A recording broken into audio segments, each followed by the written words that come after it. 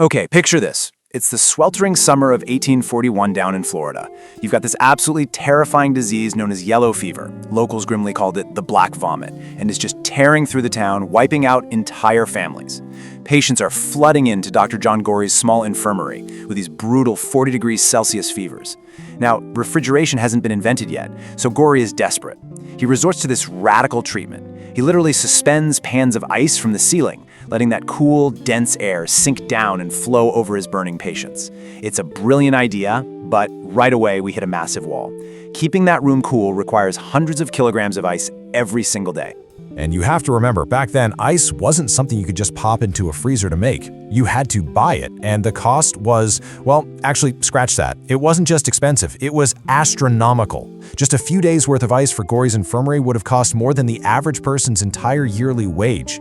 Locals literally referred to the stuff as white gold. And to make matters worse, this white gold was completely monopolized by one ruthless businessman running a massive global network. So when Gorrie's ice inevitably ran out, he was forced to just stand there, helplessly watching his patients suffer and die. It was in that completely heartbreaking moment that he made a vow. He was going to find an artificial solution and completely break this global ice monopoly. It is such a fascinating story. Welcome to this explainer on the war for cold. Today, we aren't just looking at some historical feud over frozen water. We are exploring the profound science of thermodynamics and the incredible breakthroughs that completely reshaped human geography, our health, and literally the modern world as we know it. Okay, let's dive into this. So here is our roadmap for today. We're going to start with the true costs of white gold and the rise of the Ice King himself. Then we'll unpack the ancient science of cold that actually made his empire possible, before we look at the incredible artificial ice breakthrough. Finally, we'll cover the bitter battle between monopoly and science, and see how the ultimate victor birthed the modern cold chain. Section 1. The cost of white gold and Dr. Gorrie's impossible fight. To actually break this system and save his patients, Dr. Gorrie found himself on a collision course with a highly formidable opponent. Which brings us to Section 2. The rise of the Ice King and Frederic Tudor's frozen empire. So this whole monopoly started back in 1801. A young merchant named Frederic Tudor and his brother caught a terrible fever while visiting the Caribbean. Tragically, his brother passed away. Tudor firmly believed it was the lack of ice on those warm islands that killed his brother.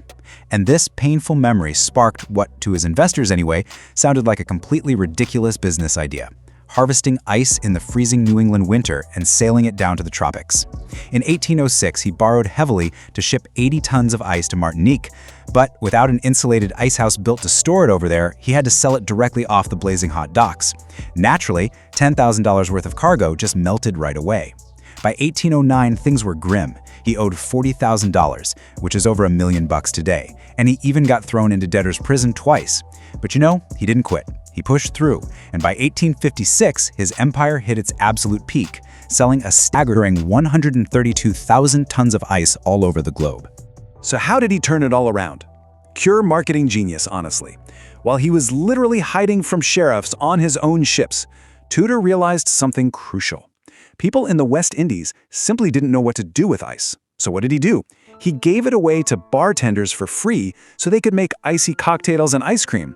He famously wrote, "A man who has drank his drinks cold at the same expense for 1 week can never be presented with them warm again." And he hit the nail on the head. They were absolutely hooked. Demand just skyrocketed. To maximize his massive new profits, he replaced his manual ice saws with horse-drawn plows on frozen lakes, and he started using free sawmill sawdust to insulate the ice on his ships. This brilliant move dropped his extraction costs from 30 cents a ton down to a mere 10 cents. Section 3. The ancient science of cold and the lessons from 500 BC Persia. Because to understand how Tudor shipped frozen water on a blazing hot 4-month journey all the way to places like India, we really have to look back at the ancient Persians. Now, what's really interesting about this slide is the simple physics at play. Think about it. If you spread ice cubes out evenly on a plate, they melt incredibly fast, right? But if you pack them all together into a tight megacube, they last much longer. In physics, this is known as the square cube law. Because ice primarily melts through heat conduction on its surface, packing ice tightly together drastically reduces the ratio of exposed surface area to volume. Basically, less surface area equals a much slower melt. The ancient Persians completely mastered this with a brilliant 3-step process. First, during those freezing winter nights in the desert, they'd fill shallow pools with water to freeze. Second, they broke up those ice sheets and packed them as tightly as possible into really deep pits. They knew that cold, dense air naturally sinks and collects at the bottom. Third, they sealed up to 220 tons of this ice inside massive, thick dome structures called yachtals. This perfectly insulated the giant ice puzzle from the scorching 35 degrees Celsius summer air. And these are the exact same principles Tudor later used in the insulated cargo holds of his ships. Section 4. The artificial ice breakthrough and reversing the heat.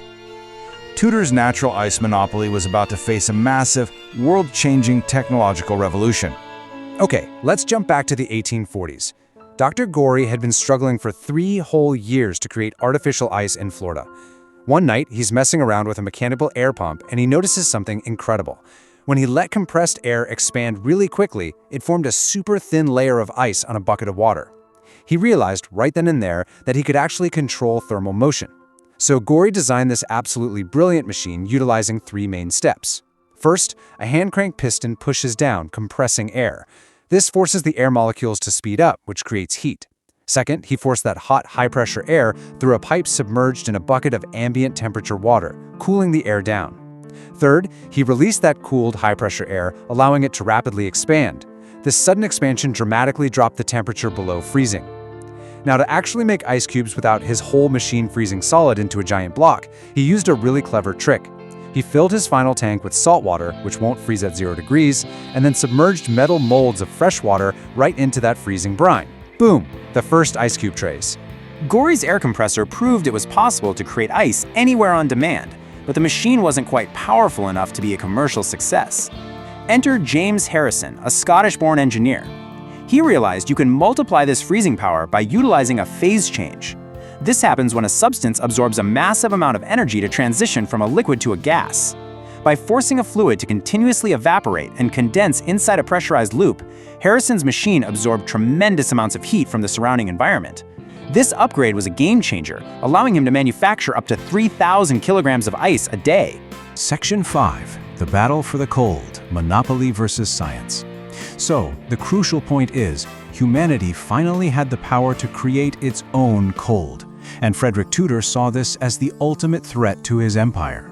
And trust me, Tudor did not take this lightly. He threw his wealth around, paying off newspaper editors all up and down the eastern seaboard to run vicious smear campaigns against Dr. Gorrie. The papers ran scandalous, mocking headlines, writing things like, "There's this crank that thinks he can make ice as good as God Almighty." It was completely ruthless, but the campaign worked. It turned public opinion, convincing everyday people that artificial ice was somehow godless and fundamentally against nature. Gorrie, who, remember, just wanted to cure fevers and save lives, couldn't sell his machine. He died alone and penniless a decade later, tragically succumbing to malaria and the very fevers he had spent his life trying to alleviate. But public opinion soon shifted, thanks to a rather ironic twist of fate. By the mid-19th century, the Industrial Revolution was absolutely booming. Factories and farms were dumping chemicals and waste directly into the very lakes and rivers where Tudor harvested his natural ice. So this so-called God-made ice was suddenly full of rotting detritus and gross factory runoff. People putting it in their drinks were getting cholera, severe food poisoning, and infected wounds. It was bad. Suddenly, that clean, hygienic, freshly made artificial ice didn't seem so godless after all. The resulting health crisis practically handed the final victory straight to artificial refrigeration. Section 6. The modern cold chain. In redrawing the map, let's move to and see how this builds into the world we know today. Because artificial refrigeration didn't just cool our drinks, it completely overhauled how humanity transported its food. A perfect example of this is the complete top-to-bottom reorganization of the meat industry. Before refrigeration, dirty, noisy live cattle had to be shipped on trains straight into city centers just to be butchered locally. It was incredibly inefficient and wildly expensive. The refrigerated rail car changed everything. The entire supply chain split into 3 optimized parts. Cattle were raised out on the vast Great Plains. Then they were funneled to Midwest hubs like Chicago for industrial slaughter and packing. The impact there was staggering. Chicago exploded to a population of 1.7 million people almost overnight. Finally, only the edible chilled meat was shipped to the consumers in large cities. Urban meat costs plummeted by 39%, and city centers were finally freed of livestock, making room for modern housing and office buildings. On a household level, the cold chain brought about some wild and honestly pretty funny cultural shifts. The wooden, insulated ice box became an absolute staple in American kitchens. And that gave rise to a brand new profession, the Iceman. Because the Iceman actually had to come physically inside your house to deliver those heavy blocks of ice, he became a massive cultural fixture. He was the punchline of endless jokes and songs about wives falling in love with the delivery guy. We also saw region-locked produce suddenly go national. In fact, crunchy water got its famous name, iceberglets, because of the massive mountains of ice blocks that were used to keep it fresh on those long train rides across the country. And this brilliantly illustrates the final shift. When the first truly affordable home refrigerator hit the market in 1927, it sparked an absolute consumer revolution. Back in the 1920s, less than 1% of homes had one. But look at how that completely surges by 1944. 85% of homes had a fridge. This makes the home refrigerator one of the fastest adopted new technologies of the entire 20th century. It took off even faster than the motor car, replacing the horse-drawn cart. So we're left with a massive question to ponder. How did controlling microscopic thermal motion unlock our entire modern macroscopic world? For millennia, humans knew exactly how to speed molecules up with fire, but figuring out how to slow them down and remove thermal energy, that changed everything. The exact same cold chain that keeps your iceberg lettuce crisp is what transports our life-saving vaccines, our insulin, and our blood donations. The very same principles discovered by Gorrie and Harrison are what allow us to cool things down near absolute zero today, making MRIs, the Large Hadron Collider, and the James Webb Space Telescope possible. It's wild to think that it all started with a desperate doctor just trying to cool a fever, and it ended up giving humanity the power to shape the modern world. Thank you so much for joining me for this explainer, and as always, stay curious.